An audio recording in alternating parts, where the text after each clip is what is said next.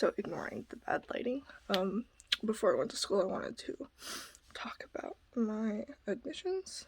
Obviously, from the look on my face, you can tell that I didn't get in.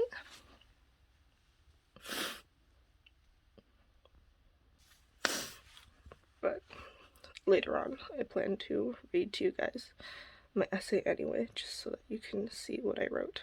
I think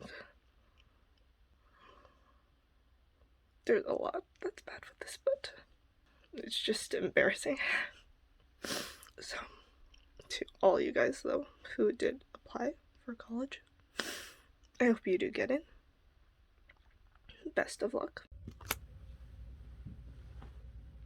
Minasan, so I'm back. It is currently 16:57, which is 4:57, and I, as promised, am going to read you my college essays. I had to do two, my personal essay for the common application and the second one for Boston College specifically. So for the prompt of the personal essay, I chose share an essay on any topic of your choice. It can be one you've already written, one that responds to a different prompt, or one of your own design. So I'll read that to you. Everyone says money makes the world go round, especially my mother. The clicking of keys echoed against the quiet of my room. It was night, the warmth of yellow-toned lamps reflecting off the computer screen. I angrily typed away, hoping to find answers within my head in a heavy silence. Writing wasn't lucrative. I spent the past 3 hours sitting in the same spot, typing away about some fantasy-driven dreams of what-ifs for my favorite anime. No money could be gained by publishing my works on Quotev, a niche website for young adults and teens alike to share their stories. Still, I was captivated, absolutely driven towards creating new possibilities for the characters I'd grown to love. For as long as I could remember, writing had always been a part of me. To spin life into words and make the audience laugh and cry gave me purpose, a passion that could not be broken. Yet those words, the one my mother uttered every so often, plagued my mind like a rainstorm. So a question I never cared to ask flooded my mind. Why am I so dedicated? There was no point in wasting away in my room, glued to a computer screen or notebook, writing paragraph after paragraph for hours on end. Money makes the world go round, and I wasn't a benefactor who gained. I paused, fingers slack against the keyboard. There was only one word to describe me: a failure.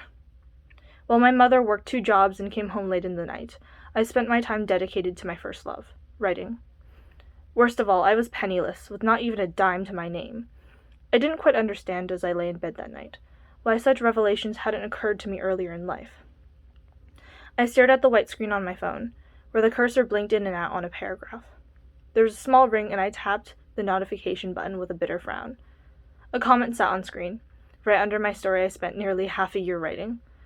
I couldn't understand why I turned to writing, or why my heart felt so heavy as I continued to write the dialogue of my characters.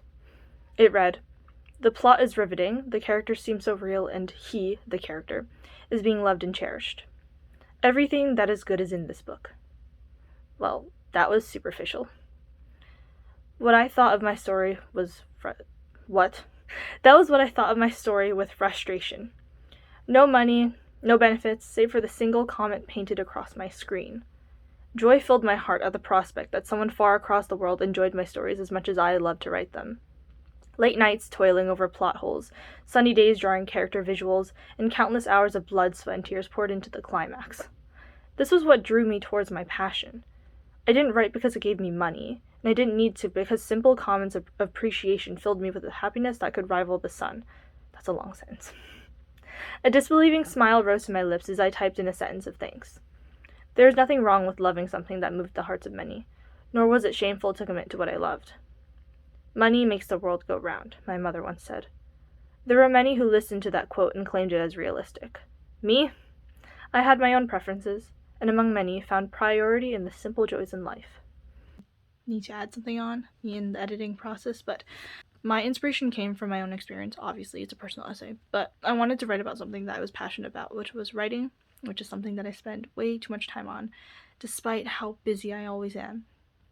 I encourage you guys to write about something that is personal to you, something that, well, it's in the name, something that you're very passionate about, so that it doesn't become a chore to write your essay if you are doing your college essays right now. The first thing that I did to plan out that one was I did a notes list of things that I liked, things that I things that I really were passionate about, things that mattered to me. And then I thought to myself how I could structure that around a single theme. And my theme was money makes the world go round. So then I added that, and then I tried to have a little callback to it at the end, which is in the conclusion. That is apparently 3 minutes long, almost 4. The next one is the BC supplemental. And by the way, yes, that first essay was about fanfic writing. I can link the fanfic I was talking about in the description below. It is an X-reader, if you're curious. So here's my supplemental for BC. The question I chose was, Socrates stated that the unexamined life is not worth living. Discuss a time when reflection, prayer, or introspection led to clarity or understanding of an issue that is important to you. Here's my response. Mirrors are natural reflectors. They're honest and do not lie to the eye. Whenever I pass by a mirror, my image is warped, twisted, turned into an incomprehensible blur of colors and shapes. For what reason did this happen? I was filled with uncertainty, and a blindness from my own being inside and out. I didn't recognize myself, yet mirrors didn't lie and neither did the naked eye. Physically, there was nothing wrong. I was born healthy, with a fair face and shiny black hair to contrast. As long as I didn't think too much, I wouldn't end up berating myself for how I looked. I was faced with an internal battle, a quiet war between myself and the reflection before me. I hate myself. I'm fat. I'm ugly. Initially, those phrases were only that. Words. The more I said them, the more they dug into my heart like knives. I'd faced onslaughts of self-hatred for the entirety of my life. I was an overachiever, a yearner of the stars. I was drawn to the mirror like a moth to light, staring, searching through the hollow, unfeeling glint in my oaken brown eyes. Mirrors are honest and true. Through simple reflections ignited sparks of revelation. The mind is a power thing, and simple words of affirmative belief is enough to move mountains. I felt empty, hollow, all because of the words sprouted past my lips. There was one door I hadn't ventured into, one that was locked behind bars, my mind. Opening it could either make or break me, but I couldn't move backward. I had to search for answers in the only direction before me, forward. It slowly began clicking in the back of my mind. Mirrors never lie. Every little thought, every little action reflected through the surface of that shiny mirror. The image began to clear, and I finally began understanding what blocked my path. The mind is powerful.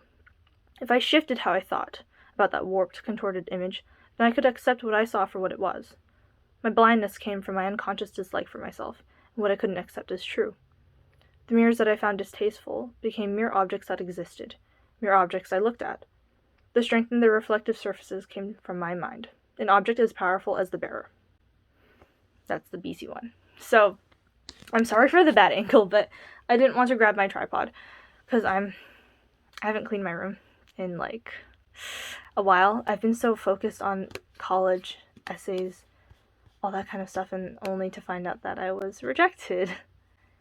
And yes, I did. I spent a lot of the day crying, mostly because I felt very ashamed of myself, because I feel like nearly everyone in my family, so we're second generation immigrations, my generation at least, so everyone who's around my age, second or third, and our parents are the ones who came here either from China, Laos, or Thailand, depending on which side of my family I'm talking about. But for my dad's side of the family specifically, they first immigrated from China all the way to Vietnam, so part of my family is also Vietnamese. And then from Vietnam, they came to the States probably, I think, because of the Vietnam War. I'm not sure, though, because no one really tells me. But they're all smart on my father's side of the family. Some people went to Ivy Leagues. A lot of them went to BU and all those other high-end schools, or like the ones that are really hard to get into, so private universities.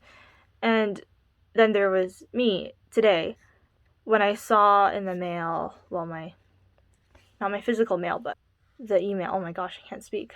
When I saw that, I was really hoping that I would be wrong about myself and that in the end, maybe things would work out, but I guess it didn't. And I suppose that's just how life is because, well, not everything goes right. And I feel lately I haven't been getting a break of that. And that possibly could be reflected in how I do write my stories. But looking back at my college essays, I feel like I could have done better. I'm not sure how, but I feel like it's not my best work. It's not something that I'm necessarily proud of, or is it something that I'm happy with either. But in the time where I did submit it, I thought to myself that it was okay. I didn't mind it, although I spent like 4 months writing each one of these. Ever since they were released, I started on the essays. So I thought that, okay, maybe it'll be okay, because a lot of people in my grade, such as my friends who are all very smart, their GPAs are like a 4.6 whatever. I thought, okay, if they started around like last month, then maybe my essays won't be so bad. Maybe it'll help me get in. And basically what the admission letter was saying was that the competition was way above me, and that I was not talented enough to be accepted into BC. At the end of the letter, too, it said that, oh, don't let this define you for applying to other colleges, but honestly, after such a blow, I don't know how anyone could recover so quickly. That's that. It's challenging, very challenging. This is a trying time for me, and it has been for the past 2-3 years. It just never seems to end. And no matter how I look at it, how positive I do want to be, it's difficult. It's not something that comes easily, nor is it something that you can just brush aside. Because this whole day, I tell you, mind you, I'm a senior, all that kind of stuff. I'm in like 7 different clubs. The reason why is because I thought it would help me get into college, which it didn't. So, and my grade is also, my GPA is currently a 4.34 last time I checked. So, I don't know what point I was trying to make, but no matter how you look at it, some things like this aren't easy to just shake off, especially because people like me have a lot of high expectations on either themselves or from their family. So, it's very disheartening. Right now I'm not crying, obviously, because I spent myself throughout the whole day at school, and thankfully, though, I did have a lot of support from my friends. They're wonderful people. They're just amazing. And my teachers, too. Some who, well, the 2 or 3 that I did tell them about my college stuff, because I came to class crying. But I don't know what to say. Just that I have to continue moving forward, because I still have other applications that I need to do now, since this is an early decision, so I had to wait. I put everything else on hold, but now that it's came back and I'm not accepted, then I have to do some other things. I'm thinking of applying for Amherst. I don't think I'll get in, but I'll try. There's also UMass Boston. I don't want to go there, though. And also Suffolk, which my brother goes to. I don't want to go to any of those. But I feel like right now, for the first 4 years of school, it shouldn't matter too much, because I know that at least later on for grad school, I can switch out to somewhere else. But the problem is that I just don't want to go to like a public university, which is not a bad thing if you do go to any of those. It's just that I specifically want to aim for a private university, such as, in this case, it was BC. That was my dream school, because I like the curriculum, I like the area, the campus. It was very nice, so that was how I chose it. I don't know what I was expecting. I told myself not to expect anything because I didn't want to be disappointed. But even if you don't expect anything, even if you don't hope or you don't think too much about it, when the results come in, that's when it hits you. For me, I remember when I opened the email, the first thing that I thought to myself was, did I read that right? Or I should have assumed that this would happen anyway. Because in the back of my mind, I constantly think to myself that, oh, the worst case scenario is going to happen. That, oh, I'm definitely not going to get in. And that's also what did happen. And if you do watch my other videos about reality shifting, well, manifestation. So generally, I try to keep myself neutral, just in case I do end up manifesting something that I don't want, which has happened in the past, but not with anything major like this. But for these things, obviously, you cannot rely simply on manifestation or hopes or hard work either.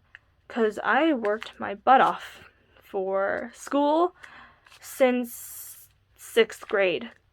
That's how long I was waiting for this. And I'm, as I said before, I'm in 7 different clubs. I'm the president of like 2, I'm the captain of another one. I choreograph dances, like a head choreographer. I lead different groups and all that kind of stuff, and I still didn't get in. So I'm not really sure about how you could avoid not getting in, because I feel like it always depends, because the applicant pool is different every single year, obviously, and each different parts that they do it in, because they have early decision and regular decision. I'm gonna see if I can apply again for regular decision, but it's expensive. It's $80 every application, so I don't know what my mom's gonna say to that. But it's good to try, but just don't try too hard to the point that you beat yourself up like how I do. There's nothing really much to say though. It's just you have to prepare yourself a lot, and you have to work a lot, especially if it's competitive, such as this. And I can't imagine how it is for Harvard students or like Ivy League kids, because if I didn't get here, then I don't know how they got there. It's a lot. Senior year, I'll be honest, is second to worst, next to junior year, at least for me. I'm sure that for other people, they're enjoying their senior years thoroughly. Well, I'm not. So I do hope that everyone else out there, especially those who are applying for college, have the best of luck and that you don't give up. I know I'm not. After I read the email that I didn't get accepted, I started looking at, what other schools should I apply to? Because there wasn't anywhere else to go, you know? Because all we can really do is move forward. If you've seen Attack on Titan, tatakae, right? Also, before I do sign off completely, I want you guys to remember that if you got rejected by college, or if you're going through something difficult right now, don't think that you aren't enough. Don't think that you can't do it, because if you don't have faith in yourself, then who will? Personally, I think that kind words do help. So don't be too hard on yourselves, and speak kindly, not just to those around you, but to yourself as well.